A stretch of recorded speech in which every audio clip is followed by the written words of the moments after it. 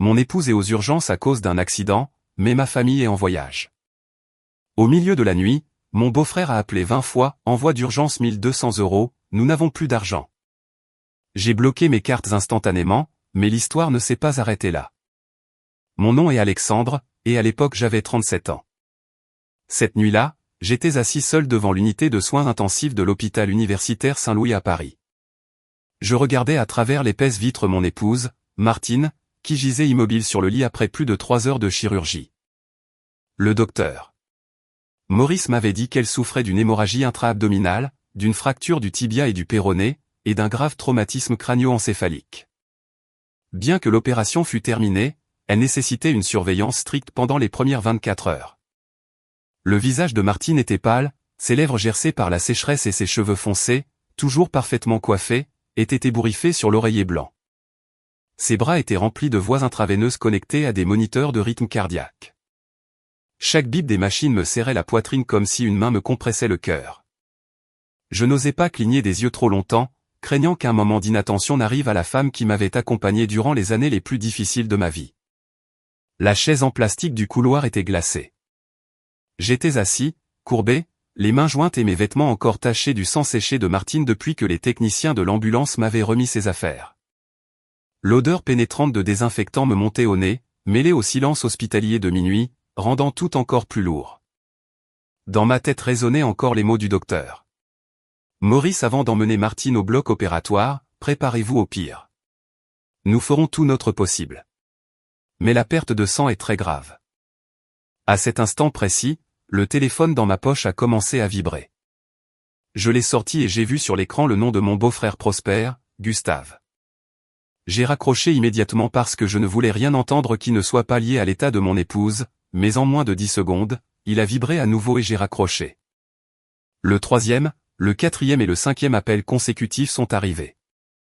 La vibration continue sur la chaise en plastique a fait que l'infirmière de service m'a regardé. Je me suis éloigné de la porte de la chambre et lui ai envoyé un court message, « Martine vient de sortir de chirurgie. On en parle demain matin. » Cependant, il ne s'est pas arrêté. Le téléphone a vibré jusqu'au 10e, au 15e et finalement presque 20 appels en quelques minutes. J'ai commencé à penser que peut-être il était arrivé quelque chose à ma mère pendant le voyage, ou que le groupe avait subi un grave accident pour que Gustave appelle avec une telle insistance. J'ai respiré profondément et j'ai accepté l'appel à contre-cœur. Immédiatement, le bruit de la musique, le tintement des verres et les rires des gens m'ont percé les oreilles. Enfin tu réponds. Pourquoi est-ce si difficile de te joindre? Transfère 100 € à maman. Nous sommes à court d'argent. Nous sommes ici avec des amis de ta mère et nous ne voulons pas qu'elle soit embarrassée. Je suis resté pétrifié au milieu du couloir. Derrière sa voix, j'ai entendu le rire tonitruant de ma sœur Béatrice. Quelqu'un criait de commander plus de nourriture, et ma mère s'exclamait en arrière-plan, « Dis-lui de l'envoyer vite, pour quelques euros il met tant de temps à répondre. » J'ai serré le téléphone, essayant de garder mon calme. Tu te souviens que Martine est à l'hôpital. Elle vient de sortir de chirurgie et ne s'est même pas encore réveillée. Gustave a gardé le silence pendant moins d'une seconde et a éclaté de rire. C'est à ça que servent les médecins. Non, ce n'est pas toi qui vas opérer ta femme. Ce voyage a été planifié il y a un mois. L'hôtel et le banquet sont déjà payés. Ta mère s'amuse bien. Ne gâche pas la fête de tout le monde à cause de ta femme. J'ai cru avoir mal entendu. J'ai demandé, mesurant chaque mot comme s'il était fait de plomb, « Qu'est-ce que tu viens de dire ?» Il a claqué la langue. Je dis la vérité, mec. Les accidents arrivent, mais il faut l'accepter. Envoie l'argent et demain après-midi nous passerons la voir. À ce moment, la voix de ma mère s'est fait entendre avec une clarté totale, dit à Alexandre que c'est son épouse qui est à l'hôpital, pas lui. On dirait que nous sommes en deuil. Je suis vieille maintenant. Combien de fois puis-je sortir m'amuser? Qu'il ne gâche pas le voyage du groupe. J'ai tourné la tête pour regarder à travers la vitre. Martine était toujours là, petite et sans défense parmi ces machines froides. Il y a seulement quelques heures, ces mêmes personnes qui riaient maintenant étaient devant la salle d'urgence. Elles savaient que le docteur Maurice avait averti que Martine pouvait perdre la vie. Mais maintenant, la seule chose qui les importait, c'était 100 € pour commander plus de nourriture, acheter plus d'alcool et sauver les apparences. Quelque chose en moi s'est définitivement brisé. Je n'ai pas crié ni discuté. J'ai parlé lentement, il n'y a pas d'argent. Désormais, pas un seul centime de mon épouse ou de moi n'ira à quiconque participant à ce voyage. Gustave a changé de ton instantanément. Qu'est-ce que tu veux dire par là? Tu vas être si avare avec ta propre famille. J'ai répondu, la vraie famille n'abandonne pas un être cher au bloc opératoire pour aller faire la fête. Débrouillez-vous. J'ai raccroché, ouvert l'application de la banque, bloqué toutes les cartes de crédit supplémentaires que j'avais données à ma mère et ma sœur, et ordonné de suspendre temporairement toute transaction suspecte sur le compte joint de l'entreprise. En revenant près du lit, Martine a bougé soudainement, a légèrement ouvert les yeux et sa main froide et faible s'est agrippée à mon poignet. Je me suis penché rapidement. Martine, je suis là. Ne parle pas. Le docteur. Maurice dit que tu dois te reposer, mais elle a fait un effort pour bouger ses lèvres avec une respiration haletante, ne te contente pas de bloquer les cartes. Gustave a pris le jeton de sécurité de la banque et le disque dur avec les certificats numériques. Avant que je puisse lui en demander plus, sa main est retombée et ses yeux se sont refermés d'épuisement. Je suis resté figé, regardant le visage de mon épouse puis le téléphone qui brillait encore dans ma main. À ce moment, j'ai compris que cet appel exigeant de l'argent n'était pas seulement une preuve de froideur. Le voyage que ma famille s'était obstinée à poursuivre, malgré l'état critique de Martine, cachait quelque chose de plus, quelque chose de plus grand, de plus sale et de beaucoup plus dangereux. En voyant Martine dormir derrière la vitre, je me suis souvenu des années que nous avions passées ensemble. Peut-être pour comprendre comment ma propre famille a pu l'abandonner à son pire moment, je dois remonter 6 ans en arrière, lorsque nous commencions à peine notre vie conjugale, pratiquement les mains vides. À l'époque, Martine et moi louions une petite chambre derrière un vieil entrepôt. Pendant la journée, nous utilisions l'entrepôt comme atelier de menuiserie et la nuit, nous étendions un matelas fin dans la pièce voisine pour dormir. En été, il faisait si chaud que même si le ventilateur fonctionnait à pleine puissance, il ne dissipait ni l'odeur de vernis ni la moiteur du toit en tôle. En hiver, le vent s'engouffrait par les fentes des portes, nous obligeant à manger avec nos manteaux. Malgré tout, je n'ai jamais entendu Martine se plaindre de la pauvreté. Je m'occupais du design, de la recherche de clients et du travail avec les ouvriers sur les machines. Martine, qui avait étudié l'administration et les finances, s'occupait de la comptabilité, des contrats, des impôts et des finances. Il y a eu des mois où l'atelier générait à peine de quoi payer les salaires et nous devions partager un paquet de pâtes, mais elle refusait catégoriquement de retarder le paiement des ouvriers. Elle me disait, eux aussi travaillent pour nourrir leur famille. Si nous rencontrons des difficultés, nous devons les assumer nous-mêmes, pas les transférer aux autres. Cette rectitude et cette gentillesse ont fait que la menuiserie l'artisan du bois a peu à peu gagné en réputation. Des petites commandes de tables et de chaises, nous sommes passés à des contrats de mobilier beaucoup plus importants. J'avais des facilités pour les relations commerciales et Martine contrôlait les finances d'une main ferme, sans permettre qu'un seul euro ne se perde. Beaucoup voyaient la croissance de l'atelier et louaient mon talent, mais au fond de moi, je savais que sans Martine derrière moi, je n'aurais jamais pu aller aussi loin. Quand mon père est décédé, ma mère Pauline a emménagé avec nous. Elle disait que son ancienne maison était trop grande et qu'elle se sentait seule la nuit. Martine n'a pas hésité une seconde. Elle a vidé le plus petit bureau de la maison, a installé un nouveau lit, a acheté une armoire et une climatisation pour que ma mère soit à l'aise. En plus de l'argent pour la nourriture et les médicaments, Martine lui donnait une allocation mensuelle pour ses dépenses personnelles. Au début, ma mère était très affectueuse avec elle. Elle la louait souvent devant les membres de la famille en disant « Ma belle-fille est discrète, mais très attentive. Je ne manque de rien avec elle. » Martine se contentait de sourire et continuait de remplir ce qu'elle considérait comme son devoir. Je pensais que nous étions chanceux, une belle-mère compréhensive, une belle-fille respectueuse, et moi je n'avais qu'à me concentrer sur mon travail. Cependant, lorsque l'atelier a commencé à générer des profits considérables, l'ambiance de la maison a changé. Ma mère a commencé à s'enquérir davantage des revenus, des économies et au nom de qui les biens étaient enregistrés. Une fois, en voyant Martine ranger des documents sous clé dans le coffre-fort, elle a laissé échapper un commentaire entre la plaisanterie et le soupçon « Tu gardes si bien l'argent que gagne mon fils. » On dirait que si je voulais demander un peu d'argent, je devrais faire une demande officielle. Martine n'a pas discuté, elle lui a seulement expliqué gentiment que c'était le capital d'exploitation de l'atelier et qu'il ne pouvait pas être utilisé à la légère. Ma sœur Béatrice venait aussi souvent. Elle était mariée à Gustave depuis plus de 10 ans, mais il vivait toujours à court d'argent. Gustave avait essayé d'ouvrir un café, de vendre des appareils électroménagers et de s'associer à une petite coopérative de transport. Mais aucun projet ne durait plus de quelques mois. Chaque fois qu'il échouait, il venait me demander de l'aide avec la même excuse, c'est juste un revers temporaire. Nous avons besoin d'un prêt rapide pour nous en sortir et nous te le rendrons. Par l'affection que j'avais pour ma sœur, je n'ai jamais refusé. Parfois, je payais les écoles de mes neveux, d'autres fois le loyer de leur maison. Et une fois, j'ai prêté à Gustave près de 8 000 € pour ouvrir une entreprise.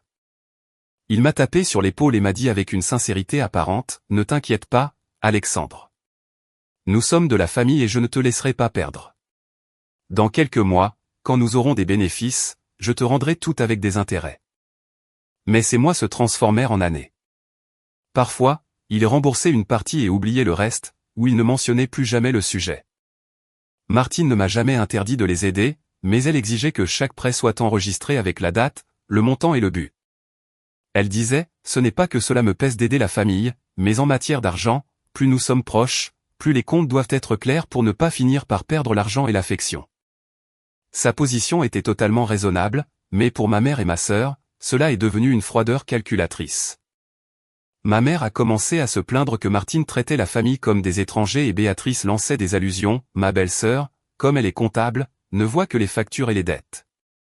Les frères de sang doivent-ils signer des reçus pour se prêter quelques billets? Le plus astucieux était Gustave. Devant moi, il faisait toujours semblant de défendre Martine en disant qu'elle ne le faisait que pour le bien de l'atelier et que ma mère et Béatrice ne devaient pas la blâmer. Mais quand il était seul avec elle, il leur mettait dans la tête que Martine contrôlait tout l'argent et qu'elle s'appropriait peu à peu mon patrimoine. Une fois, je l'ai entendu par hasard dire à ma mère, « Si tu laisses le temps passer, demain Alexandre devra demander la permission à sa femme à genoux pour te donner 1 euro. » Je suis entré dans la pièce et je l'ai confronté directement, mais Gustave a éclaté de rire en disant qu'il plaisantait seulement pour calmer les esprits de ma mère. Je l'ai cru non pas parce que son explication était convaincante, mais parce que dans mon esprit d'alors, la famille pouvait être égoïste ou cupide, mais jamais elle ne nous ferait de mal délibérément. Cet excès de confiance fut ma plus grande erreur. Je pensais qu'en gagnant plus d'argent et en étant plus généreux, tous les conflits se résoudraient d'eux-mêmes. Je ne comprenais pas que la bonté illimitée n'engendre parfois pas la gratitude, mais leur fait croire que tout ce que tu leur donnes est un droit acquis. Martine m'avait souvent averti que je devais séparer l'atelier des affaires familiales. Elle ne voulait pas que j'abandonne ma mère ou ma sœur, elle voulait seulement que j'aide dans mes possibilités et que je ne permette pas à des personnes extérieures d'interférer dans l'entreprise. Mais chaque fois qu'elle me le disait, je riais et je lui disais qu'elle était trop précautionneuse. Je pensais que Gustave avait des défauts, mais après tout, c'était mon beau-frère et il ne ferait rien de déraisonnable. Jusqu'à cette nuit, avec mon épouse alitée à l'hôpital et ses paroles sur le sceau de l'entreprise résonnant dans mes oreilles, j'ai compris que lorsque tu ouvres les portes par excès de confiance, la cupidité trouve son propre chemin. Et celui qui a ouvert cette porte n'était autre que moi-même. Les fissures familiales n'ont pas éclaté d'un coup en une grande dispute. Elles ont commencé par des commentaires sarcastiques, des ressentiments pour des demandes d'argent refusées et se sont accumulées silencieusement à chaque dîner. Jusqu'à ce qu'environ 2 mois avant l'accident de Martine, ma mère annonce soudainement qu'elle voulait organiser un voyage de 5 jours pour fêter ses 63 ans. Ce fut ce voyage qui a mis en lumière tous les conflits latents. Ce soir-là, pendant que nous dînions, ma mère a posé son téléphone sur la table et a dit avec enthousiasme, « J'ai décidé que cette année, nous ne fêterions pas mon anniversaire à la maison. Nous partirons tous en vacances quelques jours dans un complexe hôtelier. À mon âge, je mérite de frimer un peu devant mes amis. » Puis elle nous a montré des photos d'un hôtel de luxe avec des chambres avec vue sur le lac, un restaurant privé et diverses activités présélectionnées. Je lui ai demandé, surpris, si elle en avait discuté avec quelqu'un, ce à quoi elle a répondu avec une totale naturalité que Béatrice et Gustave avaient déjà tout vérifié, choisissant les dates, le type de chambre et le transport. J'ai regardé Martine, qui n'a rien dit, elle a seulement fait quelques calculs rapides sur son téléphone et a demandé avec douceur, quel est le budget estimé pour tout cela. Ma mère a répondu sèchement, environ 4 500 €. Je n'ai pas beaucoup voyagé dans ma vie. Ne commencez pas à faire des objections pour l'argent, elle a mentionné ce chiffre de 4 500 € avec une légèreté étonnante, comme si c'était une misère, comme si elle parlait d'acheter des légumes au marché. À ce moment, menuiserie. L'artisan du bois venait de signer un contrat important et nous devions maintenir les liquidités pour acheter du bois, payer le transport et avancer la paie des travailleurs. Martine lui a expliqué avec une totale clarté que nous pouvions lui offrir 1500 € pour la célébration, mais que le reste des familles devaient apporter leur part. Elle n'a pas refusé ni montré de mauvaise attitude, mais ma mère a frappé la table avec son verre de vin. Elle a regardé fixement Martine et lui a dit d'un ton froid, « L'argent de l'atelier est gagné par mon fils avec son travail. De quel droit viens-tu décider de ce qui me revient ?» L'ambiance à table est devenue tendue. Je suis intervenu immédiatement en disant que l'atelier était le fruit de nos efforts à tous les deux et que nous avions besoin de capital pour opérer. Mais Béatrice m'a interrompu, « Maman ne demande pas qu'on lui achète une maison ou une voiture. C'est juste un voyage de quelques jours. Si ma belle-sœur commence déjà à lésiner là-dessus, je ne sais pas ce qu'il en sera de maman quand elle sera âgée et malade. » Gustave, assis à ses côtés, n'a pas attaqué directement Martine, mais a souri avec dédain. « Si Alexandre veut prendre soin de sa mère, il devrait le faire, à moins qu'il n'y ait quelqu'un à la maison qui ne le lui permette pas. » Ces mots, bien que prononcés doucement, étaient comme un poignard enveloppé d'un sourire. J'allais lui répondre quand Martine m'a doucement touché le bras pour éviter que le dîner ne se transforme en bataille rangée. Après quelques secondes de silence, j'ai décidé de contribuer 2600 € et j'ai demandé à chacun de payer ses dépenses supplémentaires. Ma mère n'était pas entièrement satisfaite, mais elle a accepté à contre-cœur. Martine n'a dit qu'une phrase, « Je respecte ta décision, Alexandre, mais c'est la dernière fois que nous utilisons le capital de l'atelier pour une dépense étrangère à l'entreprise. » Je savais que mon épouse avait raison, mais j'espérais encore qu'en cédant une fois de plus, je maintiendrais la paix familiale. Je me suis trompé. À partir de ce jour, le comportement de ma mère envers Martine a changé considérablement. Elle l'appelait la « chef des finances de la famille », un surnom qui ressemblait à une blague, mais qui distillait du sarcasme. Chaque fois que Martine achetait quelque chose pour la maison, ma mère ne la remerciait pas, mais demandait le prix et le comparait à l'argent qu'elle n'avait pas voulu donner pour le voyage. De plus, Béatrice a invité à elle seule 2 familles d'amis proches, arguant que plus il y aurait de monde, plus ma mère s'amuserait. Mais cela signifiait que le nombre de chambres, les repas et le transport augmenteraient de prix. Quand Martine a demandé qui paierait ses dépenses supplémentaires, ma sœur a répondu avec un culot total, « Toi qui gères les finances, avance l'argent et nous réglerons les comptes au retour. » Martine a refusé et a exigé que toute personne rejoignant le voyage transfère sa part avant de confirmer la réservation. Béatrice m'a immédiatement appelé, pleurant et se plaignant que mon épouse la méprisait. Ma mère s'est également rangée du côté de sa fille, accusant Martine de gâcher l'ambiance juste avant son anniversaire. Pris entre deux feux, j'ai opté pour le silence et j'ai transféré une petite somme supplémentaire pour calmer les esprits. Cette soumission leur a seulement confirmé que si elle me mettait suffisamment de pression, je finirais par céder. Gustave m'a alors proposé de lui donner une carte de crédit avec une limite élevée pour gérer toutes les dépenses du voyage. Il m'a dit, « Tu es occupé avec l'atelier et Martine avec les comptes. Laisse-moi tout gérer.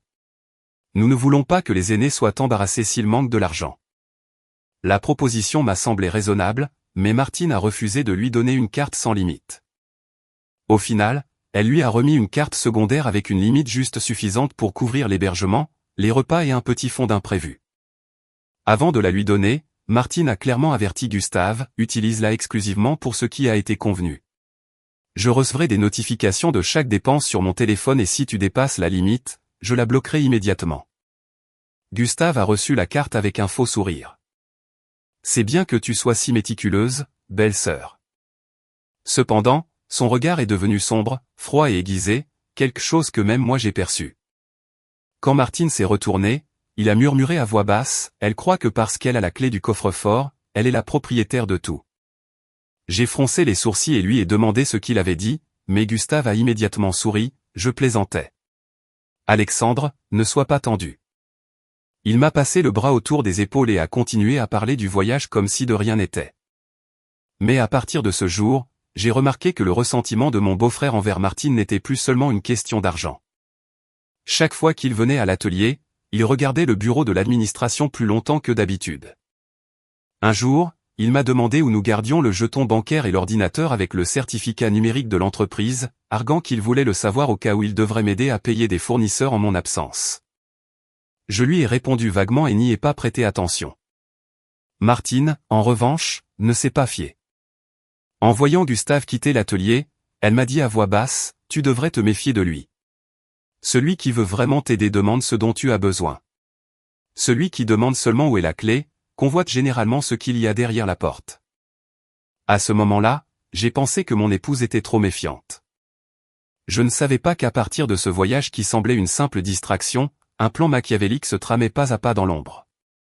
Après la discussion sur la carte de crédit et le budget du voyage, Martine n'a plus abordé le sujet. Elle a continué à travailler avec la même ponctualité que toujours, vérifiant chaque facture et bon de livraison, mais je savais qu'elle avait commencé à surveiller Gustave de plus près, non par animosité personnelle, mais parce que ses allées et venues à l'atelier étaient de plus en plus suspectes. Environ 3 semaines avant la date du voyage, Martine est entrée dans mon bureau avec une chemise pleine de documents, l'a posée sur mon bureau et m'a dit « Laisse ce que tu fais un instant. Nous devons parler de quelque chose de très sérieux. » À son expression, j'ai su qu'il ne s'agissait pas d'une dépense ménagère. Martine a ouvert 3 factures d'achat de bois d'un fournisseur appelé Fourniture de Bois Chêne SARL, une entreprise avec laquelle je n'avais jamais travaillé directement. Elle a pointé le prix unitaire et m'a dit, pour ce même type de bois, le prix du marché est au moins 20% plus bas. Sur certains lots, la différence atteint presque 30%. J'ai examiné les papiers, pensant que cela pouvait être dû à la qualité ou au transport, mais Martine avait préparé un tableau comparatif de plusieurs sources, détaillant les dates de livraison, les spécifications et le prix réel.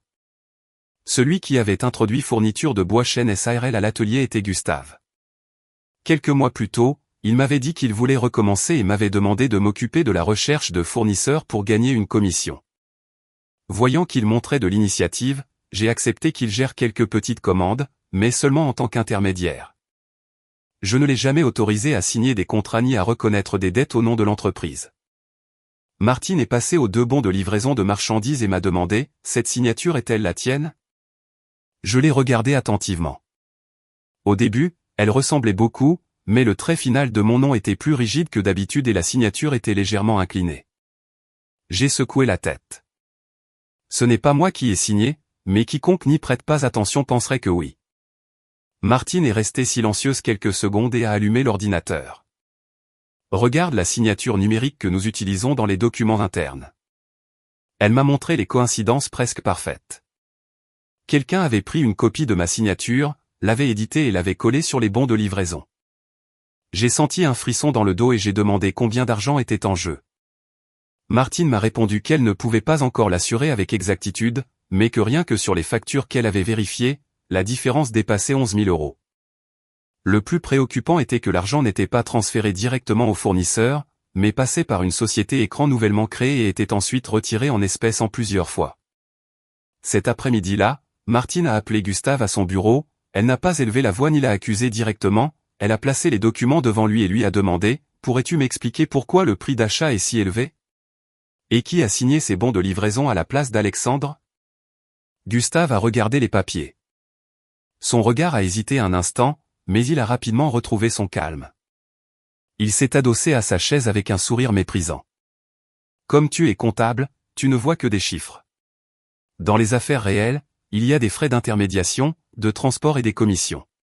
Qu'y a-t-il d'étrange à ce que le prix soit un peu plus élevé ? » Martine a répondu, « Les dépenses légitimes doivent être étayées par des contrats, des factures et des bons de livraison.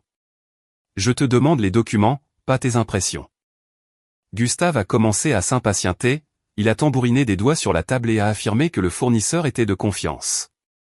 Si nous exigions trop de formalités, personne ne voudrait travailler avec nous. Je lui ai demandé directement, et ma signature ? Il s'est tourné vers moi, feignant la surprise, tu ne te souviens pas, Alexandre ? Un jour, tu m'as dit de signer certains bons de livraison pour toi parce que tu étais occupé avec un client. Je lui ai assuré que je ne lui avais jamais dit une telle chose. Gustave a immédiatement changé de ton, alors ce doit être une erreur des employés du fournisseur pour accélérer le processus. Ce sont des papiers. Il n'y a pas lieu d'exagérer. Martine l'a regardé fixement pendant un long moment et a dit, falsifier la signature du représentant d'une entreprise n'est pas une simple question de papier. Remets-moi tous les contrats, bons de livraison et les informations de l'entrepôt dans les 2 prochains jours. Si tu ne le fais pas, je suspendrai les paiements et je le dénoncerai aux autorités. À peine a-t-elle fini de parler que l'expression de Gustave a complètement changé. Il s'est levé d'un coup et a pointé du doigt Martine, ne viens pas me menacer avec la loi. J'ai aidé l'atelier à trouver des fournisseurs et maintenant tu me traites comme un voleur. Martine est restée assise, d'une voix calme mais ferme, celui qui n'a rien à cacher ne craint pas une vérification des comptes.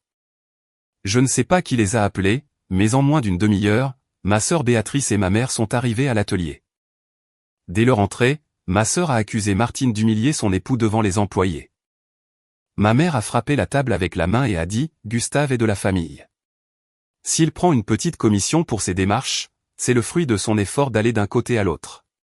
Tu n'as pas à fiscaliser chaque centime. » Martine leur a expliqué qu'il ne s'agissait pas d'une commission, mais d'indices de falsification de documents. Mais ma mère n'a pas voulu l'écouter. Elle s'est tournée vers moi et m'a exigé de clarifier qui était le propriétaire de l'atelier. Je me suis senti acculé. D'un côté, mon épouse avec des preuves solides. De l'autre, ma mère et ma sœur créant un scandale devant le personnel. Au final, je leur ai demandé à tous de se calmer et j'ai dit que je vérifierais moi-même.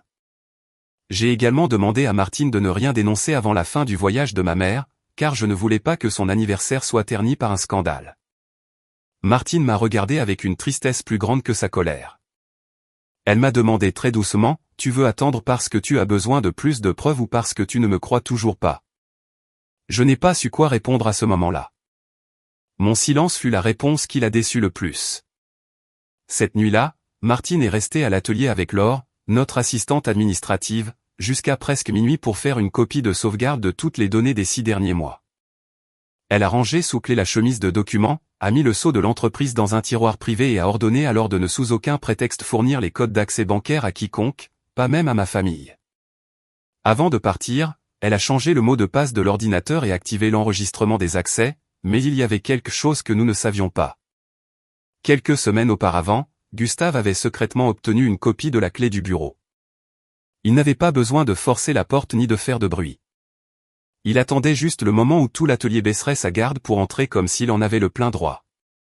Sur le chemin du retour, Martine m'a dit « J'espère me tromper avec Gustave, mais si j'ai raison, cela ne va pas se limiter à quelques milliers d'euros. » Je lui ai pris la main, essayant de la rassurer en disant que je réglerais cela dès la fin du voyage.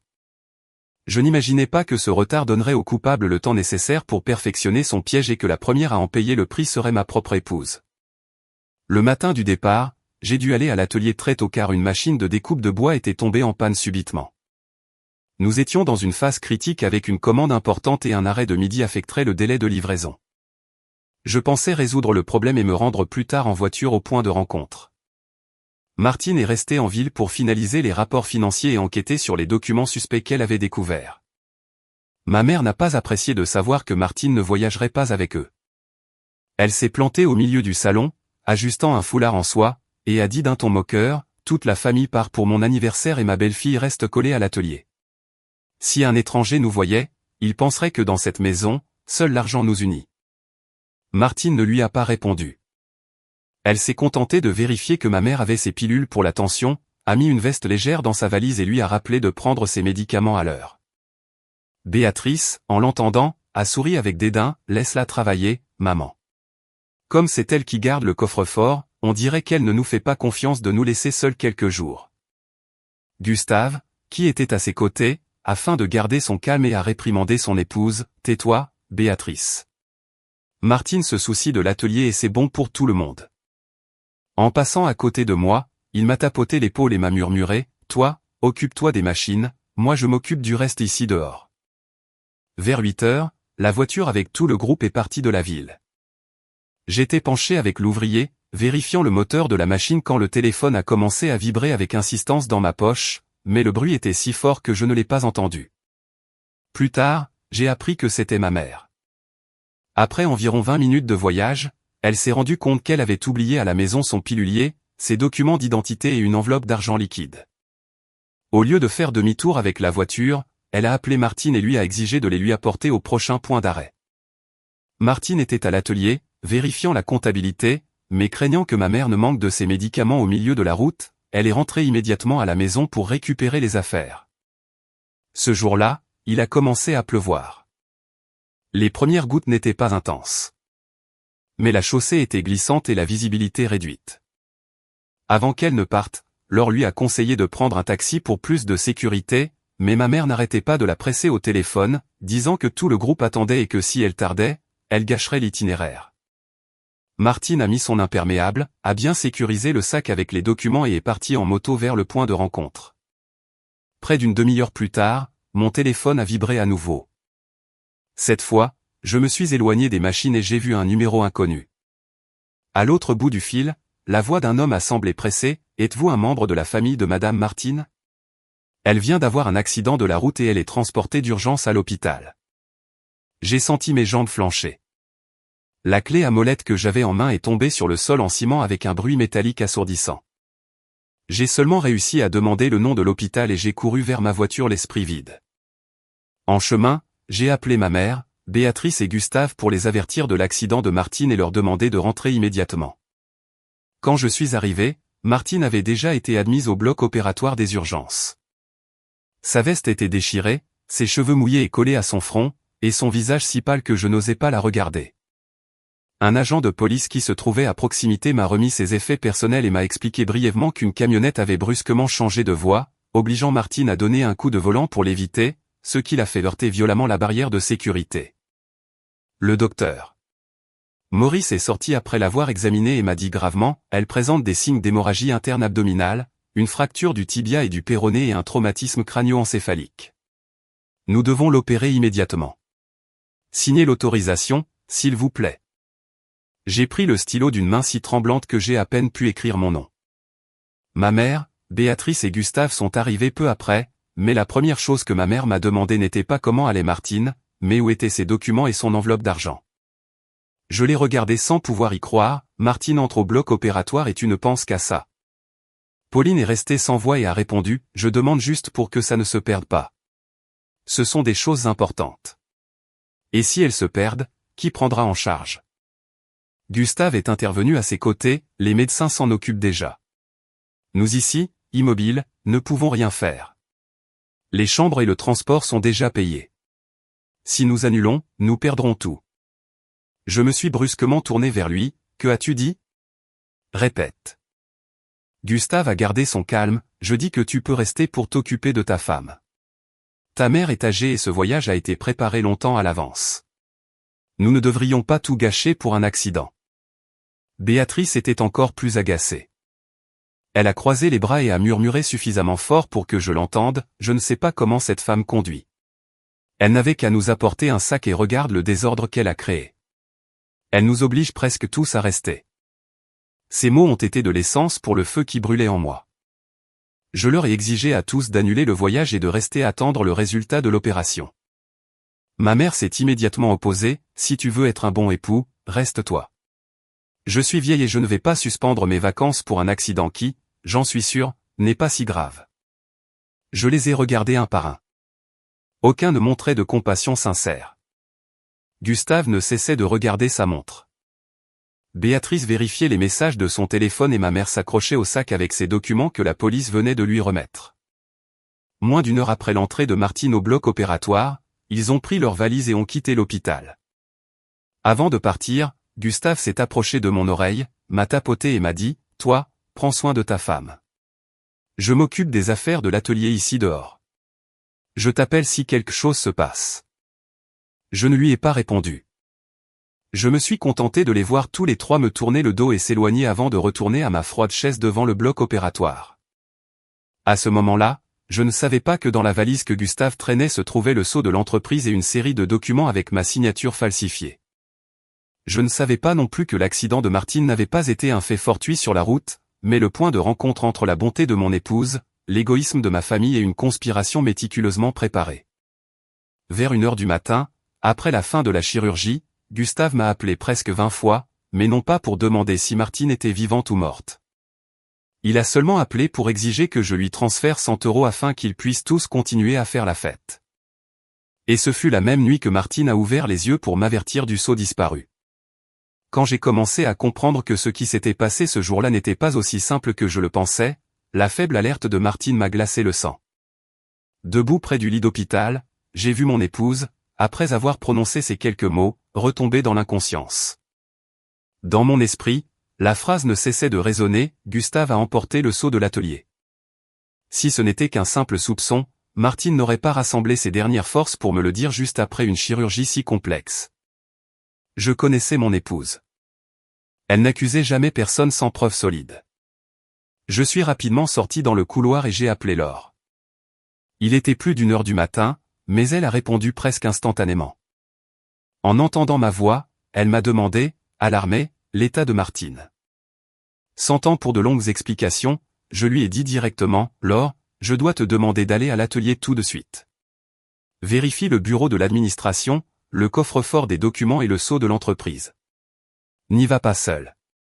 Demande au gardien de sécurité de t'accompagner. Laure est restée silencieuse quelques secondes et a répondu, compris. J'y vais. Environ 24 minutes plus tard, elle m'a fait un appel vidéo depuis la porte du bureau. La serrure était intacte, sans signe d'effraction.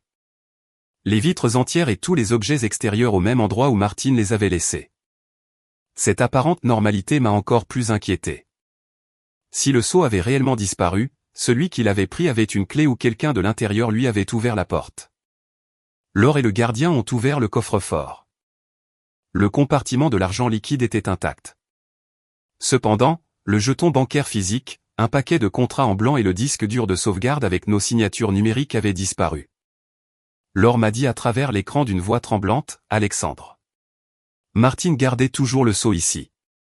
Elle avait la clé du coffre et la clé de rechange était sous-scellée dans l'armoire métallique, mais maintenant l'enveloppe du scellé est ouverte. Bien qu'elle ait été recollée très soigneusement. J'ai serré le téléphone. Celui qui a fait cela n'était pas pressé. Il savait exactement quoi chercher et a eu le temps d'effacer ses traces. J'ai demandé alors de vérifier les caméras du couloir. Quelques minutes plus tard, elle m'a communiqué quelque chose d'encore plus alarmant, le système d'enregistrement, seulement l'intervalle de temps écoulé depuis que le personnel avait commencé à quitter l'atelier jusqu'à ce que Martine revienne chercher les affaires de ma mère. Était complètement vide. Laure a accédé au programme de comptabilité pour vérifier les dernières transactions. Soudain, l'écran a montré 3 contrats d'achat de matières premières récemment approuvés pour une valeur totale de 110 000 €. Les 3 portaient mon nom dans la case du représentant légal, le sceau de l'entreprise et une signature numérique presque parfaite. En voyant ces chiffres, j'ai eu l'impression qu'une dalle me tombait sur la poitrine. 110 000 € n'était pas seulement un chiffre. Il représentait le capital pour l'achat de bois, les salaires des travailleurs et toute notre capacité à maintenir l'atelier à flot pendant des mois. Si ces contrats étaient déclarés valides, Menuiserie l'Artisan du Bois serait entraîné dans une dette capable de nous mener à la faillite. J'ai immédiatement appelé Gustave. Il n'a pas répondu au premier appel, il a raccroché au second, et au troisième, il ne répondait toujours pas. Pendant ce temps, sur les réseaux sociaux de Béatrice, des photos de toute la famille assise autour d'une table remplie de nourriture et de bouteilles de vin venaient d'être publiées. Je lui ai envoyé un message direct, le sceau de l'entreprise a disparu et de faux contrats avec ma signature sont apparus. Appelle-moi immédiatement. Près de 5 minutes plus tard, Gustave a répondu par une seule ligne, nous parlerons de l'atelier demain. Aujourd'hui, c'est l'anniversaire de ta mère. Ne nous gâche pas la journée. J'ai lu ce message encore et encore. Quelqu'un d'innocent, en apprenant la perte du sceau et l'apparition de faux contrats, demanderait ce qui s'était passé. Gustave, en revanche, disait que nous en parlerions demain comme s'il savait déjà tout et ne faisait que gagner du temps. Laure a continué à vérifier le système bancaire. Elle a découvert que les codes d'autorisation des opérations avaient été envoyés à un appareil inconnu qui s'était connecté depuis le complexe hôtelier où séjournait ma famille. Cela signifiait que la personne qui possédait l'appareil avait non seulement le sceau, mais aussi les données d'accès au compte de l'entreprise. J'ai immédiatement appelé le service client de la banque et exigé de geler toutes les transactions en attente. L'employé a vérifié mon identité et m'a informé que 2 virements en cours avaient été bloqués. Cependant, un paiement de 24 000 € avait déjà été transféré avec succès sur le compte d'une entreprise intermédiaire il y a un peu plus d'1 heure. 24 000 € avaient disparu en une seule nuit. L'homme à l'autre bout du fil s'est présenté comme le représentant du fournisseur fourniture de bois Chêne SARL et, d'un ton menaçant, m'a dit, Monsieur Dubois, votre entreprise a signé un contrat et maintenant elle bloque le paiement. À quoi jouez-vous? Si demain matin nous ne recevons pas l'argent intégral, nous poursuivrons votre atelier pour rupture de contrat et détournement de fonds. Je lui ai demandé qui les avait rencontrés directement, il a répondu sans hésiter, Monsieur Gustave. Il nous a dit qu'il était le directeur des opérations et qu'il était pleinement autorisé par son beau-frère. Le dossier contient sa signature, le sceau, son document d'identité et une procuration. J'ai fermé les yeux, contenant la rage qui m'envahissait. Gustave n'avait pas seulement volé le sceau, il s'était approprié mon poste, utilisant le nom de la famille pour transformer des faux papiers en un piège juridique. Quand je suis retourné dans la chambre de Martine, elle était un peu plus éveillée. Elle m'a regardé avec des yeux faibles et lucides. Je ne voulais pas qu'elle s'inquiète, alors je lui ai dit que tout était sous contrôle. Mais Martine a légèrement secoué la tête, ne me cache rien, Alexandre. J'ai vu une fois sur l'ordinateur de Gustave un brouillon de fausse procuration. Je n'ai pas eu le temps d'en faire une copie de sauvegarde. Je me suis penché et j'ai pris sa main froide, repose-toi. Désormais, je m'en occupe. Martine m'a regardé fixement pendant un long moment et a murmuré, ne te laisse plus attendrir par ta mère et ta sœur. J'ai acquiescé. Pour la première fois de ma vie, j'ai compris que protéger la famille ne signifiait pas cacher les erreurs de nos proches, mais empêcher qu'ils continuent à faire du mal à des personnes innocentes. Je suis sorti dans le couloir, j'ai rappelé Laure et je lui ai donné des instructions claires, fais une copie de sauvegarde de toutes les données. Ne confronte personne et ne suscite pas de soupçons. Désormais, non seulement nous défendrons l'atelier, mais nous démontrerons qui a ourdi ce piège. Cette nuit-là, avec mon épouse fraîchement sortie du bloc opératoire d'un côté et une dette de 110 000 € pesant sur ma tête de l'autre, je savais que je n'avais pas d'échappatoire. Ma contre-attaque avait commencé. Le lendemain matin, dès l'aube, j'ai envoyé un message au groupe WhatsApp familial. J'ai été direct et sans embâche. J'ai écrit exactement ce qui s'était passé, le vol du sceau de l'entreprise, l'apparition de 3 faux contrats d'une valeur de 110 000 € avec ma signature falsifiée. Le détournement de 24 000 € et la géolocalisation de l'appareil qui a effectué la transaction dans le complexe hôtelier où il séjournait. Je leur ai exigé de revenir immédiatement pour donner des explications. Le message est apparu comme lu rapidement, mais près de 10 minutes se sont écoulées sans que personne ne réponde. Finalement, ma mère m'a appelé. Elle ne m'a pas demandé comment allait Martine ni ce qui était arrivé à l'argent détourné. La première chose qu'elle m'a lancée a été « Qu'est-ce que tu fais à envoyer un message si long et menaçant à ta propre famille à 7 heures du matin ?» J'ai essayé de garder un ton calme. « Maman, le sceau a été volé. On a détourné de l'argent de l'atelier. L'appareil de la transaction est à l'hôtel où vous êtes et j'ai besoin que vous reveniez maintenant. » Ma mère a soupiré avec agacement, « Si Gustave a pris le sceau, c'était sûrement pour t'aider avec le travail. Nous sommes de la famille, il n'y a pas lieu de le traiter comme un voleur. » En entendant cela, mon corps s'est glacé. « Tu savais qu'il avait pris le sceau ?» Il y a eu un très court silence à l'autre bout du fil, puis elle a s'exclamé, agacée, « Qu'est-ce que ça peut faire que je le savais ou non ? C'est ton beau-frère, pas un étranger. Parlons d'argent quand nous reviendrons, mais ne viens pas nous menacer avec la loi. » Avant que je puisse répondre, Béatrice lui a arraché le téléphone. Elle m'a parlé comme si elle était la victime, « Ne laisse pas ton épouse te remplir la tête de soupçons contre Gustave. Depuis que tu t'es marié avec Martine, tu nous traites comme si nous étions un fardeau. C'est peut-être elle-même qui a caché le sceau pour accuser mon mari. » J'ai serré les poings avec force, « Mesure tes mots, Béatrice. Martine est à l'hôpital parce qu'elle a apporté les médicaments et les documents à maman. » Béatrice a laissé échapper un rire sarcastique, « Personne ne voulait qu'elle ait un accident, mais un accident est un accident. N'utilise pas cela comme excuse pour dire ce que tu veux. » À ce moment-là, Gustave a pris la parole. Sa voix était d'un calme alarmant, très différente de celle de l'homme ivre qui exigeait de l'argent la nuit précédente. Il m'a dit, « Alexandre, tu es sous beaucoup de pression et ta mémoire te fait défaut. La procuration que tu m'as signée porte ta signature et le sceau de l'entreprise. De plus, le contrat est bénéfique pour l'atelier. » Je lui ai demandé directement, « Envoie-moi le document original de cette procuration. » Gustave a ri, « Tu l'as signé toi-même et maintenant tu me demandes de te le prouver. Si, en tant que propriétaire de l'entreprise, tu ne te souviens pas de ce que tu signes, ne blâme pas les autres. » Son ton n'était pas celui de quelqu'un qui se défendait, mais celui de quelqu'un qui avait un alibi parfaitement préparé. Quelques minutes plus tard, ils ont envoyé un fichier audio au groupe familial. On y entendait clairement ma voix prononcer des phrases décousues telles que « Toi, occupe-toi de gérer ça. Moi, je m'occupe du contrat. Si nécessaire, tu peux signer pour moi. » En l'écoutant en entier, Il semblait que je lui avais réellement délégué les pleins pouvoirs à Gustave, mais je me suis rendu compte immédiatement que c'étaient des phrases coupées de différentes conversations téléphoniques, assemblées pour former un message totalement nouveau. Je leur ai précisé que c'était un enregistrement manipulé. Gustave a alors envoyé la photo d'un papier avec une signature identique à la mienne. En la voyant, ma mère est intervenue, voilà, papier et signature. Ne te laisse pas convaincre par ton épouse de te retourner contre tes propres frères. Avant que je puisse répliquer, Béatrice a lancé une accusation qui m'a laissé stupéfait. Elle a suggéré que c'était Martine qui avait détourné l'argent de l'atelier et que l'accident était survenu parce qu'elle fuyait, prise de panique, en se voyant découverte. Réfléchis bien, a insisté Béatrice d'un ton sévère. L'accident survient juste au moment où le décalage d'argent est découvert. C'est peut-être qu'elle voulait s'échapper avec les fonds et maintenant elle fait la victime à l'hôpital.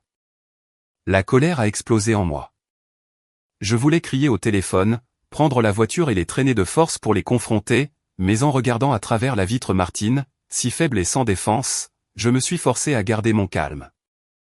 J'ai compris qu'ils essayaient de me déstabiliser pour que je dise ou fasse quelque chose qu'ils pourraient utiliser contre moi.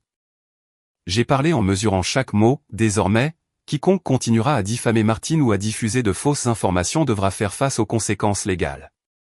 Je vous donne exactement 6 heures pour revenir. Gustave a légèrement souri, dénonce si tu veux, Alexandre, mais si la police enquête, je ne sais pas lequel de nous deux finira en prison. À peine a-t-il raccroché, Laure m'a appelé pour me dire qu'un article anonyme venait d'être publié sur les réseaux sociaux locaux, accusant Menuiserie l'Artisan du Bois d'escroquer ses fournisseurs, de falsifier des documents et de détourner des fonds. L'article était accompagné d'images des contrats avec ma signature, de plusieurs fragments de l'audio manipulé et de photos de Martine entrant dans le bureau de l'administration les jours précédents. En moins d'une demi-heure, le téléphone de l'atelier n'a pas arrêté de sonner. Un client important nous a exigé une explication sous 24 heures et 2 autres entreprises ont suspendu temporairement leurs commandes. Certains ouvriers, en apprenant la nouvelle, ont commencé à s'alarmer et à demander alors si l'atelier allait faire faillite. J'ai compris que Gustave ne voulait pas seulement l'argent, il attaquait notre réputation, le flux de trésorerie et la stabilité de l'entreprise en même temps. En nous voyant acculés, il nous obligerait à choisir entre assumer la faute ou brader tout ce que Martine et moi avions construit avec tant d'efforts. Pendant que je parlais avec Laure, elle a soudainement baissé la voix, « Alexandre, il y a autre chose ?» Thomas, le responsable du système informatique, n'est pas venu travailler et son téléphone est éteint. J'ai envoyé quelqu'un à son appartement et le propriétaire dit qu'il a ramassé ses affaires et est parti hier soir. Thomas était le responsable de l'administration du serveur, du système de caméras et des accès internes de l'atelier. C'était le seul, à part Laure et moi, qui pouvait manipuler les enregistrements de sécurité. Je suis resté silencieux au milieu du couloir de l'hôpital, sentant comment chaque pièce s'emboîtait pour former un tableau terrifiant. Le sceau volé, la signature falsifiée, les caméras effacées, l'argent détourné, la campagne de diffamation et la disparition du technicien informatique. Tout se passait en même temps. J'ai regardé le téléphone puis mon épouse à travers la vitre.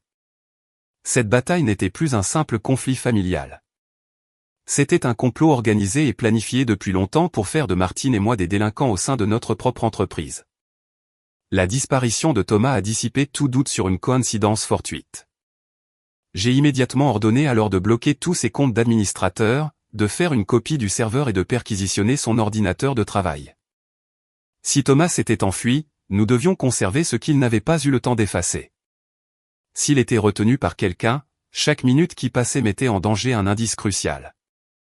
Laure et un expert en informatique de notre confiance ont examiné le système. Thomas avait effacé le journal des accès, éteint les caméras au moment du vol du sceau et ouvert une voie d'accès à distance au serveur, mais il n'avait pas tout effacé complètement. Dans la mémoire temporaire restaient des traces de données, comme des empreintes sur la boue après le passage du voleur. Vers midi, Laure m'a appelé, enthousiaste mais nerveuse, « Alexandre, j'ai trouvé un compte suspect qui a accédé plusieurs fois à l'ordinateur de Martine au cours des 6 derniers mois. L'adresse IP correspond à l'appareil que Gustave utilisait habituellement à l'atelier. Je lui ai demandé quel dossier avait été ouvert. La réponse m'a glacé le sang, le fichier avec ma signature numérique, des contrats en blanc, des brouillons de procuration, la liste des comptes bancaires et même la copie de mon document d'identité. Gustave n'avait pas seulement vu les documents, il avait rassemblé tout le nécessaire pour usurper mon identité de manière presque parfaite. J'ai demandé à l'expert de continuer à récupérer les données pendant que j'envoyais en toute discrétion les premières preuves à un avocat de confiance. Je ne voulais pas élever la voix avant l'heure. Si Gustave apprenait que nous suivions sa piste, il pourrait détruire les preuves restantes ou fuir avec l'argent qu'il avait déjà détourné. Pendant ce temps, Martine était de plus en plus consciente. Le docteur Maurice m'a permis de m'asseoir à ses côtés, mais m'a averti de ne pas la perturber. Je lui ai posé quelques questions simples, mais en entendant le nom de Thomas, Martine a froncé les sourcils. Elle a parlé très lentement. Avant l'accident, j'ai vu 2 fois une camionnette garée près de l'atelier. Le conducteur est entré dans la guérite de sécurité, demandant après Thomas. Je lui ai demandé pourquoi elle ne m'avait pas dit cela avant. Elle m'a regardé avec un mélange de tristesse et de résignation. Je n'étais pas sûr et je craignais que si je te le disais, tu penses que je cherchais des raisons de suspecter ta famille. Ces mots m'ont profondément blessé. Mon indécision et mes justifications passées l'avaient obligée à garder toutes ses préoccupations pour elle-même. Je lui ai pris la main et lui ai murmuré, cette fois, je te crois, Martine. Elle a fermé les yeux, a respiré profondément et a ajouté que la camionnette n'appartenait à aucune des agences de transport habituelles de l'atelier. L'immatriculation était partiellement couverte de boue, mais elle se souvenait des 2 derniers chiffres et d'une grande éraflure sur la porte du passager.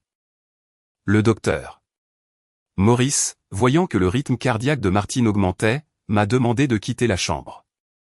Il m'a dit sérieusement, si vous voulez découvrir la vérité, vous devez d'abord laisser la patiente se rétablir. Quand elle sera plus stable, elle pourra vous raconter tout ce dont elle se souvient. J'ai acquiescé, comprenant que mon impatience ne pouvait pas mettre en danger la vie de mon épouse. Juste en sortant, une infirmière m'a appelé et m'a remis un sac en papier. Elle m'a dit qu'un homme avec une casquette l'avait laissé à la réception avec pour instruction de le remettre personnellement aux membres de la famille de Martine. À l'intérieur se trouvait le 2e téléphone de mon épouse, avec l'écran cassé et les coins tachés de boue sèche. J'ai pensé qu'il s'était perdu sur le lieu de l'accident.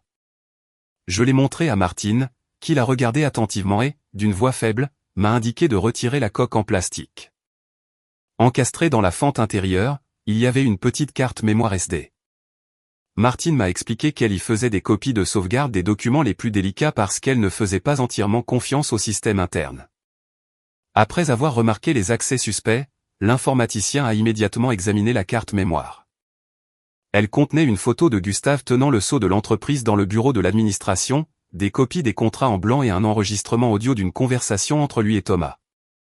Dans l'enregistrement, on entendait clairement Gustave dire « Il suffit de falsifier la procuration et de faire en sorte que le système reconnaisse ton appareil. C'est tout. Le reste n'a pas d'importance. » Thomas demandait « Et si Alexandre le découvre ?» Gustave riait « D'ici là, toutes les preuves seront à son nom. C'est lui qui devra donner des explications, pas nous. » L'enregistrement s'est brusquement interrompu avant la partie la plus importante. Il prouvait la complicité des 2 pour falsifier des documents, mais ne révélait ni le but final ni qui était derrière tout le plan. Quand il semblait que nous avions une piste solide, le téléphone de Laure a vibré. Elle a reçu un message d'un numéro inconnu avec une seule phrase, « Si tu veux l'enregistrement complet, viens seul au vieil entrepôt du nord de la ville.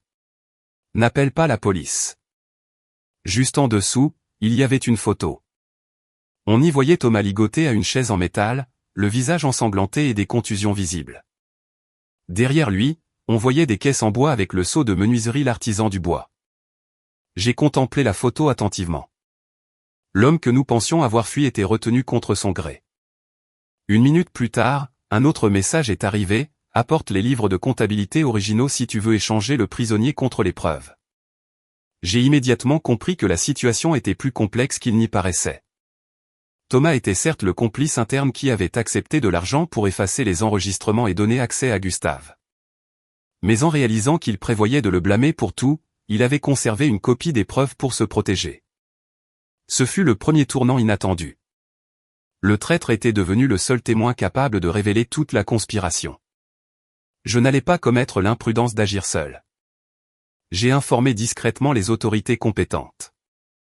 Nous avons convenu d'un plan d'intervention à distance et j'ai fait semblant de me conformer aux exigences des ravisseurs. Avant de quitter l'hôpital, Martine m'a serré la main, m'a regardé dans les yeux et, d'une voix faible mais ferme, m'a dit « Sauve qui tu peux, Alexandre, mais ne fais plus jamais confiance à personne juste parce qu'il se dit de ta famille. » Je me suis penché et je lui ai doucement serré la main. Derrière la porte de la chambre se trouvait mon épouse, tout juste sauvée du danger. Dehors, un piège m'attendait. Je savais qu'un seul faux pas mettrait non seulement en danger la vie de Thomas, mais nous précipiterait Martine et moi au fond du gouffre que Gustave nous avait creusé pendant des mois. Cette nuit-là, je suis sorti de l'hôpital vers 22 heures.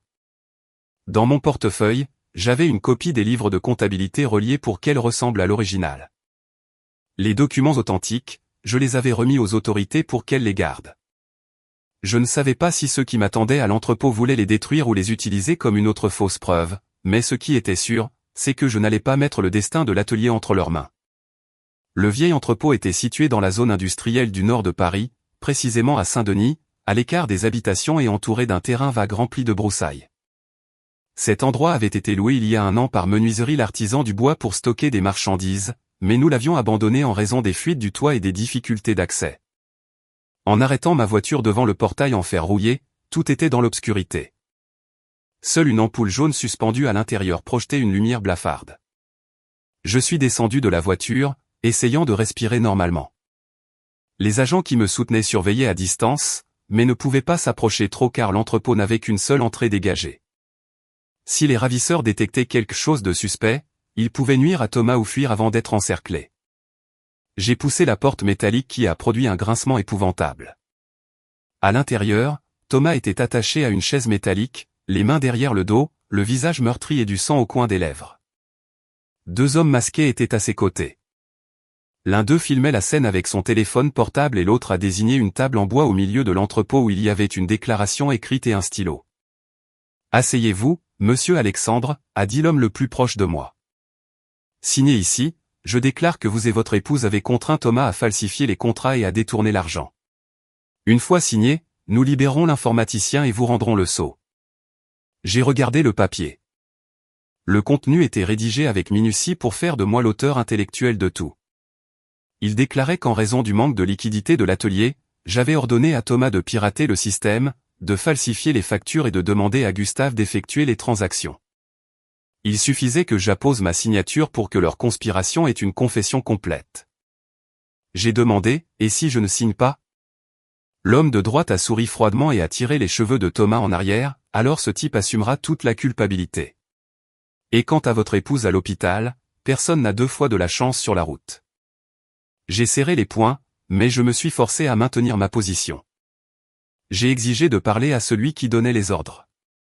L'un des hommes a composé un numéro sur son téléphone et a activé le haut-parleur. Après plusieurs sonneries, la voix de Gustave s'est fait entendre avec une clarté totale. Il n'y avait plus aucune trace de la musique, des rires ni de son ton habituellement jovial. Sa voix était glaciale, signe, Alexandre. Il vaut mieux que l'un assume la faute avant que toute la famille ne perde tout. Je lui ai demandé, tu as volé le sceau, falsifié ma signature, détourné l'argent et maintenant tu prétends que j'aille en prison à ta place. C'est ça que tu appelles être de la famille. Gustave a lâché un rire sec, la famille est là pour s'entraider. Tu as l'atelier, une maison, une épouse brillante et moi j'ai échoué dans tout ce que j'ai essayé. J'ai juste pris une partie pour refaire ma vie. Si ce n'était pas la méfiance de ton épouse, rien de tout cela n'aurait atteint cette extrémité. Quant à la dette de 110 000 €, tu signes la confession et ensuite tu vends l'atelier pour la payer. Il te restera la maison et tu pourras continuer à vivre. J'aurai l'argent pour recommencer. Tout le monde cède un peu. Qui a-t-il de mal à cela? J'ai eu la nausée en l'écoutant. Il prétendait justifier sa cupidité par le sacrifice des autres et appelait son délit une opportunité de recommencer. J'ai décidé de gagner du temps, l'accident de Martine, c'était ton coup? À l'autre bout du fil, il y a eu un silence de quelques secondes. Puis Gustave a répondu avec une froideur effroyable, j'ai seulement dit à mes hommes de la retenir quelques heures pour lui prendre le sac avec les documents. Ce n'est pas ma faute si elle est si mauvaise conductrice et qu'elle a eu peur en voyant qu'on lui coupait la route. Ces mots m'ont transpercé la poitrine comme un poignard. Il n'avait pas ordonné de la tuer directement, mais son plan avait failli coûter la vie à Martine et le plus terrifiant était qu'il ne montrait aucun remords. J'ai regardé Thomas, qui m'observait avec les yeux rougis par la douleur. Soudain, Thomas a rassemblé ses forces, a fait basculer la chaise métallique sur le côté et a crié « Alexandre, l'appel est enregistré et j'ai un appareil dans ma montre qui enregistre tout. Les deux ravisseurs se sont jetés sur lui. L'un lui a donné un coup de pied dans les côtes, tandis que l'autre s'est retourné pour m'arracher le sac de documents. Je me suis résisté et j'ai attrapé une latte de bois qui se trouvait près de la table pour me défendre du coup qu'il me lançait. Tout s'est passé en quelques secondes de confusion. Les caisses empilées sont tombées au sol avec un grand fracas. Un bidon de solvant s'est renversé, répandant un liquide qui a rendu le sol extrêmement glissant. L'homme au téléphone a glissé et est tombé sur les caisses, tandis que l'autre a sorti un couteau et s'est dirigé directement vers moi. À l'instant où il a levé son arme, un cri a retenti de l'entrée, « Lâchez vos armes, police !» Plusieurs agents ont immédiatement fait irruption des deux côtés. Celui au couteau a été maîtrisé avant de pouvoir se retourner et l'autre, qui tentait de s'enfuir par la porte arrière, a été intercepté à la sortie. J'ai rapidement détaché Thomas. Il respirait difficilement, épuisé mais conscient. Après avoir reçu une assistance médicale, il a avoué avoir accepté l'argent de Gustave pour effacer les enregistrements des caméras, faciliter l'accès à distance et collaborer à la falsification des documents. Au début, il pensait qu'il s'agissait d'un détournement d'argent interne à l'entreprise, mais en réalisant que Gustave prévoyait de le blâmer pour tout, il avait conservé une copie des enregistrements pour se protéger. M'a-t-il dit en larmes, je me suis laissé emporter par la cupidité et j'ai fini comme ça. Je ne vous demande pas de me pardonner. Je veux juste tout déclarer pour que vous ne payiez pas pour mes erreurs. Je l'ai regardé et j'ai répondu, tu as mal agi et tu devras assumer ta responsabilité devant la justice, mais le fait que tu collabores sera pris en compte. Les deux complices arrêtés ont avoué n'avoir eu pour ordre que de retenir Thomas et de m'obliger à signer la confession. Ils ont révélé avoir été engagés par un intermédiaire et que Gustave avait quitté le complexe hôtelier ce même après-midi. En entendant cela, j'ai immédiatement demandé où ils se dirigeaient. L'un d'eux a baissé la tête, il a dit qu'il devait aller à l'hôpital pour s'occuper de la femme avant qu'elle ne se réveille complètement. J'ai senti mon sang se geler. J'ai pris mon téléphone pour appeler l'hôpital, mais personne ne répondait. À ce moment, j'ai compris que le piège de l'entrepôt n'avait été qu'une manœuvre pour m'éloigner de Martine. Gustave ne fuyait pas. Il revenait pour faire taire la seule personne qui connaissait la fausseté de ses documents. Je conduisais vers l'hôpital dans un état de nervosité absolue. Serrant le volant des deux mains, je sentais mon cœur battre la chamade dans ma poitrine. J'ai appelé la réception, le docteur Maurice et le téléphone de l'infirmière de Martine, mais personne ne répondait. À chaque sonnerie, la confession obtenue à l'entrepôt résonnait dans ma tête, Gustave revient pour s'occuper d'elle. Pendant que j'étais encore coincé dans les embouteillages nocturnes de Paris, Gustave était déjà arrivé à l'hôpital. Plus tard, grâce au récit des infirmières et aux enregistrements des caméras du couloir, j'ai appris qu'il ne s'était pas présenté avec un air agressif, au contraire, il portait une chemise impeccable, tenait une boîte de chocolat cher à la main et affichait un visage préoccupé. Comme celui d'un beau-frère exemplaire qui se dévoue pour la santé de sa belle-sœur. Il était accompagné de ma mère et de Béatrice. Ma mère a dit à l'infirmière qu'ils avaient annulé leurs vacances pour revenir immédiatement s'occuper de Martine et ses plaintes que j'étais si impulsif et méfiant envers la famille. Leur apparition fut si correcte et naturelle que personne dans le couloir n'aurait pu soupçonner que ces trois-là couvraient un plan de détournement de biens. Le docteur Maurice était en réunion d'urgence. L'infirmière de service n'autorisait l'entrée que d'une personne, mais ma mère a élevé la voix, je suis la belle-mère de la patiente. Si ma belle-fille est entre la vie et la mort, et que sa propre famille ne peut pas entrer la voir, quel genre de traitement est-ce? Devant le tumulte dans le couloir, l'infirmière, voulant éviter un scandale, leur a permis d'entrer tous les trois pendant quelques minutes, en les avertissant strictement de ne pas déranger la malade. Dès que la porte s'est refermée, leurs visages ont complètement changé.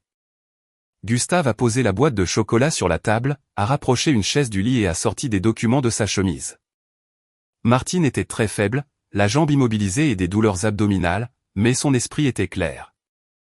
En voyant le papier que Gustave lui mettait devant, elle a immédiatement reconnu qu'il s'agissait d'une déclaration de culpabilité. Gustave a baissé la voix, signe ça, Martine. Déclare seulement que tu as détourné l'argent et commis une erreur avec quelques contrats pour sauver les liquidités de l'atelier. Nous dirons à Alexandre que ce fut un dérapage de ta part et ainsi tu éviteras que la famille finisse en prison. Martine n'a pas pris le stylo et a demandé à voix basse, et si je ne signe pas? Gustave s'est penché encore plus, perdant son sourire, tu as eu de la chance de t'en sortir vivante de cet accident. Ne tente pas le diable une deuxième fois. Béatrice, loin de freiner son époux, a ajouté froidement, à quoi bon être têtu? Si mon mari va en prison, comment vais-je élever mes 2 enfants? Si tu assumes la culpabilité, tu ne perdras que ton poste, mais pas ta vie. Martine s'est tournée vers ma mère, depuis quand le savais-tu, maman? Pauline a évité son regard, mais quelques secondes plus tard a répondu avec impatience, je veux juste que la famille vive en paix. Signe une bonne fois pour toutes et nous résoudrons ça entre nous. Gustave est ton beau-frère, l'époux de ta sœur. Nous ne pouvons pas permettre qu'il aille en prison pour quelques papiers et un peu d'argent. Un peu d'argent, a répété Martine d'une voix faible mais ferme. Plus de 100 000 € en faux contrats et envoyer des hommes pour me faire sortir de la route. C'est juste un peu d'argent pour toi, maman? Pauline a froncé les sourcils, ne parle pas comme ça. Personne ne voulait que tu aies un accident. Je savais que Gustave avait pris le seau, mais il m'a dit que c'était seulement pour une formalité de financement rapide et qu'il le rendrait tout de suite. Je pensais qu'en tant que famille, nous devions nous soutenir. Martine a alors compris que le plus douloureux n'était pas que sa belle-mère ait été trompée. Pauline savait que ce qu'il faisait était mal, mais elle avait préféré garder le silence, car pour elle, la sécurité de sa belle-fille était un prix acceptable, tant qu'elle ne voyait pas la famille de sa fille détruite. Martine a essayé de gagner du temps et a demandé ce qu'il adviendrait de l'argent qui avait déjà été transféré. Gustave, pensant qu'elle commençait à céder, a baissé sa garde et lui a avoué qu'une partie avait été destinée à payer ses dettes de jeu et le reste à un réseau d'importation de marchandises, sans facturer pour obtenir des bénéfices rapides. Il s'est même vanté qu'une fois que j'aurais assumé la responsabilité légale, Menuiserie l'Artisan du Bois serait obligé de se vendre à bas prix et qu'une de ses connaissances avait déjà préparé l'argent pour acheter les installations et le terrain à vil prix. Alexandre est très bon dans son métier, mais c'est un faible, a souri Gustave. Nous n'avons qu'à le mettre dans une situation où il devra sauver son épouse, ses employés et son honneur, et il signera tout ce qu'il faudra.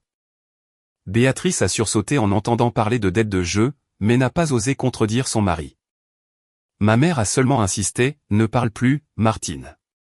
Signe vite, le docteur. Maurice est sur le point de revenir. Pauline a pris la main de Martine et a essayé de presser son doigt sur la ligne de signature. À cet instant précis, Martine a glissé son autre main sous le drap et a appuyé sur le bouton d'appel d'urgence que le docteur Maurice lui avait laissé à côté du lit. Pressentant que quelqu'un pourrait la contraindre, le docteur Maurice avait connecté un système d'alerte interne et activé un enregistreur audio à la tête du lit. Une sonnerie aiguë a retenti dans le couloir. Gustave a fait un bond pour arracher l'appareil de la table, mais la porte de la chambre s'est ouverte d'un coup. Je suis entré le premier, suivi du docteur Maurice, du personnel de sécurité de l'hôpital et des agents de police qui m'avaient accompagné depuis l'entrepôt. Gustave est devenu pâle, a déchiré les papiers et a tenté de prendre le téléphone de Martine. Mais les agents de sécurité l'ont immédiatement maîtrisé contre le lit. Béatrice a éclaté en sanglots, assurant qu'elle ne savait rien, tandis que ma mère me criait, « Alexandre, dis aux gardes de le lâcher. C'est une affaire de famille, n'en fais pas toute une montagne. » J'ai regardé ma mère fixement. Cette femme m'avait donné la vie, mais elle venait de choisir de protéger l'homme qui avait failli tuer mon épouse. Je lui ai dit lentement et clairement, « Tu viens de le choisir lui plutôt que ton propre fils et ta belle-fille. N'utilise plus le mot famille pour m'obliger à couvrir un délit. » Pendant qu'on l'emmenait en détention, Gustave m'a regardé et a souri avec malice, « Tu crois que tu as gagné en m'arrêtant? Demain matin, les créanciers viendront. Ton atelier ne survivra pas. » Moins d'une heure après, Laure m'a appelé, alarmée. Devant les portes de l'atelier, des dizaines de personnes s'étaient rassemblées avec des contrats de dette, des téléphones portables transmettant en direct et plusieurs inconnus qui incitaient les ouvriers. Je suis parti de l'hôpital avant l'aube, non sans avoir demandé au docteur Maurice de me prévenir immédiatement de toute nouveauté. Martine m'a regardé et m'a dit doucement, « Va, Alexandre, il y a beaucoup de familles qui dépendent de nous. Garde ton calme. Maintenant plus que jamais, tu dois être intelligent. » En arrivant à l'atelier, la situation était encore plus chaotique que ce que Laure m'avait décrit. Plus de 30 personnes bloquaient l'entrée, certaines avec des pancartes accusant Menuiserie l'Artisan du Bois d'escroquerie. Plusieurs agitateurs incitaient les gens à abattre le portail. Dès que je suis descendu de voiture, ils m'ont encerclé, les téléphones braqués sur mon visage. J'ai vu mes ouvriers regroupés dans la cour, effrayés et inquiets pour leur salaire du mois. J'ai décidé de ne pas me cacher dans le bureau. Je suis monté sur les marches de l'entrée et j'ai demandé le calme. Quand le bruit a cessé, j'ai parlé d'une voix ferme, « Je suis Alexandre, le propriétaire de menuiserie L'Artisan du Bois. Je répondrai à quiconque apportera un contrat et un bon de livraison légitime, mais j'irai jusqu'au bout par la voie légale contre ceux qui apporteront des documents falsifiés pour nous extorquer. » J'ai divisé les gens en 3 groupes pour examiner leurs réclamations une par une de manière transparente. J'ai découvert que certains petits fournisseurs avaient été contraints par Gustave à gonfler les prix sous la menace de ne pas être payés pour les services rendus. Un menuisier vétéran m'a avoué en larmes qu'il avait accepté par peur de ne pas pouvoir payer ses propres employés. Je lui ai assuré que s'il collaborait à l'enquête et remboursait l'argent gonflé, je ne prendrais pas de mesures contre lui. Son témoignage nous a révélé l'existence d'un réseau organisé de sociétés écrans destinées à étouffer les petites entreprises pour s'emparer de leurs biens. À la fin de la journée, la plupart des ouvriers ont décidé de rester après leur avoir garanti le paiement immédiat de leur salaire, en vidant pour cela notre fonds de réserve. Cependant, j'ai reçu un appel de la banque m'informant qu'une entreprise appelée Transport Jacques SARL, représentée par Monsieur Jacques, avait liquidé la prétendue dette de 110 000 € avec le fournisseur et détenait désormais les droits de recouvrement sur notre atelier. Jacques était un concurrent qui m'avait déjà proposé d'acheter le terrain de l'atelier à plusieurs reprises, offre que j'avais toujours refusée. À ce moment-là, toutes les pièces se sont emboîtées. L'objectif final n'était pas les 24 000 € détournés, mais de nous forcer à brader les installations par une dette étouffante de 110 000 €. Le lendemain matin, Transport Jacques SARL nous a envoyé une notification formelle exigeant le paiement des 110 000 € sous 7 jours sous la menace de demander la saisie conservatoire des machines, des comptes et du terrain de l'atelier. Peu après, Jacques lui-même m'a appelé et m'a proposé une réunion dans un salon privé d'un restaurant à Neuilly-sur-Seine. Je me suis rendu à la rencontre non par peur, mais pour écouter ses véritables intentions. Jacques, un homme d'une 50aine d'années aux manières raffinées, a commandé 2 cafés serrés au serveur et a posé sur la table un contrat de transfert de propriété. « Je peux annuler toute la dette », a-t-il dit d'un ton posé, en échange de la propriété du terrain et des installations pour 300 000 €. J'ai souri à sa proposition. La valeur marchande de ce terrain dépassait facilement les 950 000 € sans compter les machines. « Vous avez monté toute cette farce de la dette juste pour vous emparer de mon atelier à prix bradé ?» lui ai-je demandé directement. Jacques a pris une gorgée de sa tasse sans sourciller. « Dans les affaires, il faut savoir s'adapter aux circonstances, Alexandre. Ce terrain a beaucoup de potentiel que vous n'exploitez pas. Si vous acceptez l'offre, il vous restera de l'argent pour recommencer. Si vous vous obstinez à résister, dans 7 jours, vous aurez tout perdu, y compris votre prestige. » J'ai posé mon téléphone face cachée sur la table avec l'enregistrement audio activé. Je lui ai demandé si Gustave ne travaillait que pour lui. Son regard a légèrement changé, un homme accablé par les dettes de jeu et aveuglé par la cupidité est très facile à manipuler. Je lui ai donné une chance et il a choisi cette voie. Il a même admis avoir envoyé ses hommes intercepter Martine sur la route pour lui prendre le sac avec les documents qui pouvaient l'incriminer, bien qu'il ait justifié que l'imprudence du conducteur avait provoqué l'accident. J'ai sauvegardé le fichier audio et je suis parti du restaurant, arguant que j'avais besoin de quelques jours pour y réfléchir. J'ai immédiatement envoyé l'enregistrement aux enquêteurs de la police. En revenant à l'hôpital, j'ai trouvé ma mère assise dans le couloir. Elle semblait avoir vieilli de 10 ans en quelques jours. Ses cheveux étaient négligés et elle se tordait les mains d'angoisse. En me voyant, elle s'est levée d'un bond. « Alexandre, je veux voir Martine. » Je lui ai demandé si elle venait voir mon épouse ou me demander de sauver Gustave. Ma mère a baissé la tête et a éclaté en sanglots, confessant qu'elle savait que Gustave avait pris le seau parce qu'il lui avait promis que c'était seulement pour une formalité rapide de financement. Je ne pensais pas que cela irait à une telle extrémité, sanglota-t-elle. Je voulais juste que les frères s'entraident. Je lui ai répondu que je pouvais pardonner sa faiblesse en tant que mère, mais que je ne permettrais pas que cette faiblesse serve aux coupables d'échapper à la justice. Pauline, tremblante, m'a remis son téléphone. Il contenait les messages de Gustave, lui demandant de localiser le mot de passe du coffre-fort, l'emplacement du seau et lui exigeant de ne rien dire à Martine. De plus, elle gardait un enregistrement vocal fortuit qu'elle avait enregistré sur son téléphone pendant la nuit au complexe hôtelier, où on entendait Gustave et Jacques discuter du partage de l'argent détourné dans la chambre voisine. C'était la preuve définitive qui nous manquait. Martine a permis à ma mère d'entrer la voir. Pauline s'est agenouillée à côté du lit, lui demandant pardon, et Martine, émue mais ferme, lui a demandé si elle était prête à déclarer toute la vérité à la police. Ma mère a acquiescé en larmes. J'ai installé ma mère dans un petit appartement en location et je me suis assuré qu'elle ait ses besoins couverts, mais je lui ai interdit d'intervenir dans le processus judiciaire. Quant à Béatrice, j'ai décidé de continuer à payer directement les dépenses de mes neveux, mais je lui ai refusé toute aide économique en espèces. Les preuves recueillies formaient maintenant une chaîne d'évidence incontestable contre Jacques.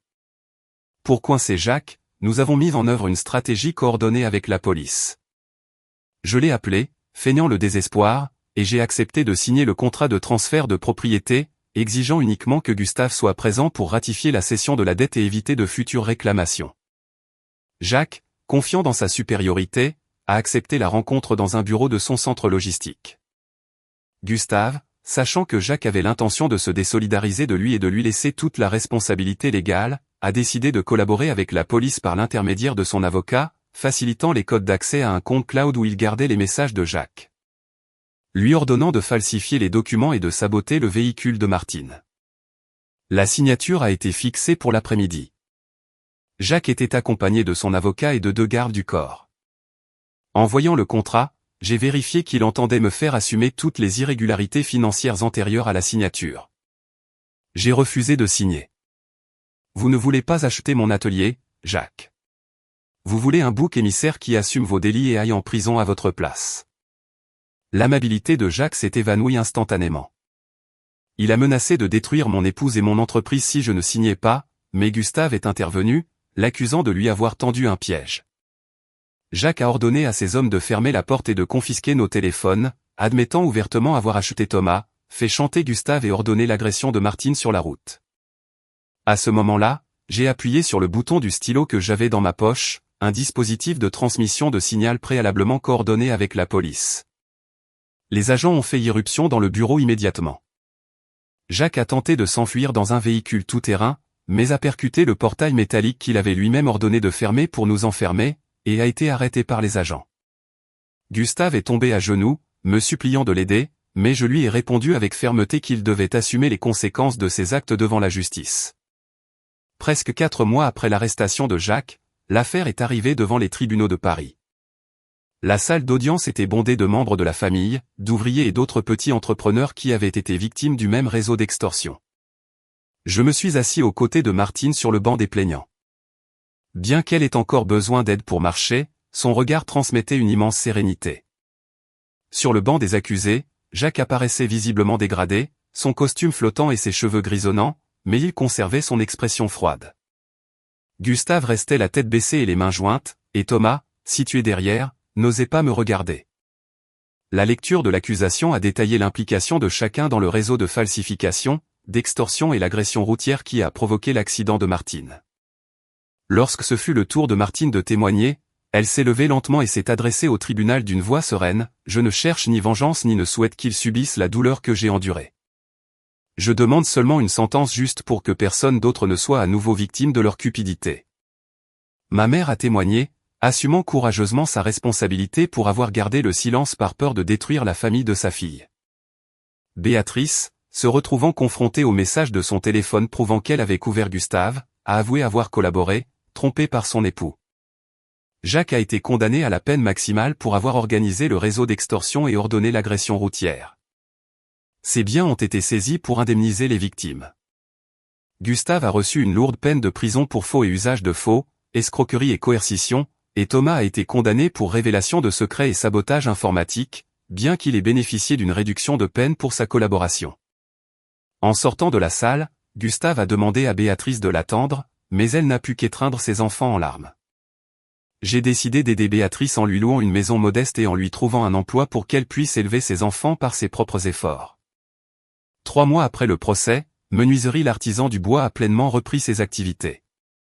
Les grandes opérations mettraient du temps à revenir, mais voir les portes s'ouvrir chaque matin et entendre le salut de nos fidèles ouvriers me rendait la tranquillité. Avec l'aide de l'or, nous avons complètement restructuré le système d'administration, en établissant un protocole strict de double autorisation pour tout paiement et en mettant à jour les mesures de sécurité informatique. Martine a poursuivi sa rééducation, réussissant à faire ses premiers pas sans aide dans la cour de l'atelier sous les applaudissements des travailleurs. L'argent récupéré des indemnités a été entièrement affecté au règlement des dettes légitimes envers les fournisseurs et à la garantie des droits des ouvriers. ma mère a préféré continuer à vivre seule pour réfléchir à ses erreurs, bien que nous ayons conservé l'habitude de nous réunir pour déjeuner le week-end. Lors du premier repas de famille, Pauline s'est excusée en larmes auprès de Martine, qui l'a pardonnée avec un sourire sincère, comprenant que la rancœur ne fait que prolonger la souffrance. Un an après l'accident, j'ai emmené Martine, ma mère et mes neveux passer quelques jours de repos dans un environnement naturel et tranquille.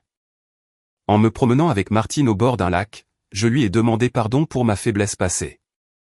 Elle m'a pris la main et m'a répondu « L'important, Alexandre, c'est que nous avons appris à défendre ce qui est juste. » Aujourd'hui, en voyant l'atelier en marche et en contemplant Martine travaillant à son bureau, je ressens une profonde gratitude. J'ai compris que la famille n'est un refuge sûr que lorsque l'affection repose sur la justice et que les limites de la patience ne cèdent pas devant la malhonnêteté.